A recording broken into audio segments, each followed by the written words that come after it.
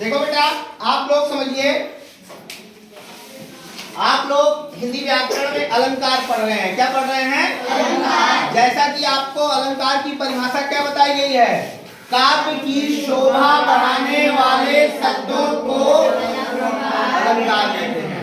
अलंकार दो शब्दों से मिलकर बना है, अलम धन कार, जिसका अर्थ होता है आभूषण और आभूषित करना। क्या होता है? आभूषित करना। अब देखिए, आपको बताया गया अलंकार के कितने भेद हैं? कौन कौन? शब्दालंकार और अर्थालंकार। अब आप उसके पहले ये जानिए, कविता लिखी गई है जिसमें लिखा गया है, इस कविता के माध्यम से शब्दालंकार और अर्थालंकार दोनों के उदाहरण और नाम इसमें दिए गए हैं। जैसे मेरे साथ बोलिएगा, बार बार एक वर्ण जो आए अनुप्रास की भाषा। बार बार एक वर्ण जो आए अनुप्रास की भाषा। और यमक में जोड़ा आके अर्थ अलग बतलाता। और यमक में जोड़ा आके अर्थ अलग बतलाता। और श्लेष में एक शब्द के अर्थ अनेकों भाई। और श्लेष में एक शब्द के अर्थ अनेकों भाई। अतिशयोक्ति में बढ़ा चढ़ा कर छोटी बात बताई। अतिशयोक्ति में बढ़ा चढ़ा कर छोटी बात बताई। चरण कमल एक रूप मान कर रूपक की परिभाषा। चरण कमल एक रूप मान कर रूपक की परिभाषा।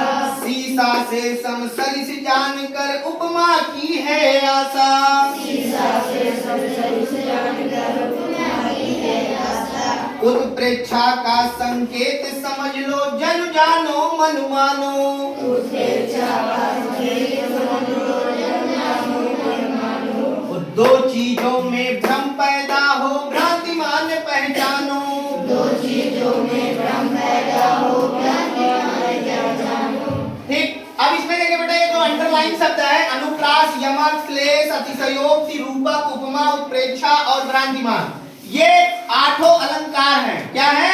अलंकार। जिसमें आपका अनुप्रास, यमक और श्लेष ये शब्दालंकार है। ये क्या है? और बाकी क्या है?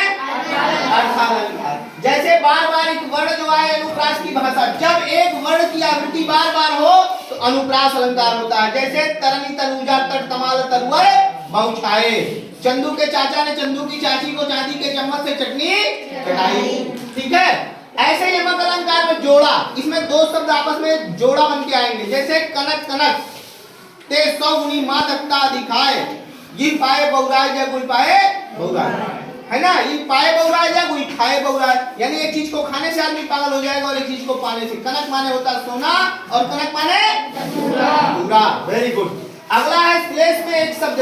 श्लेष में भी एक शब्द बार बार आता है, लेकिन वो अलग अलग आता है, वो जोड़े में नहीं आता है। जब जोड़ा में आएगा तो यमक होगा, लेकिन और जब अकेले आएगा, अलग अलग जगह पे आएगा तो क्या होगा? वो श्लेष अलंकार। जैसे रहमन पानी राखिए बिन पानी सब सुन, पानी गए उबरे मोती मानस चून। समझ गए ना? इसी प्रकार से अतिशयोक्ति में जो छोटी बात होती है उसको बहुत बड़ा चढ़ा के बनाया जाता है। जैसे आपने कृष्ण भगवान का नाम सुना होगा। सुदामा जी जब उनके घर जाते हैं तो एक लिखी गई है पंक्ति जिसमें लिखा गया है कि देखी सुदामा के दीनी दशा, करुणा करके करुणा निधि रोयो।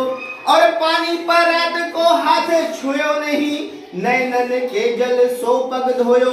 यानी सुदामा जी की गरीबी को देख करके कृष्ण भगवान इस प्रकार से रोए कि जो प्रात में पानी रखा गया था, जल रखा गया था, उसको उन्होंने छुआ तक नहीं, अपने आंख के आंसुओं से उन्होंने सुदामा जी के पैर को धुल दिया।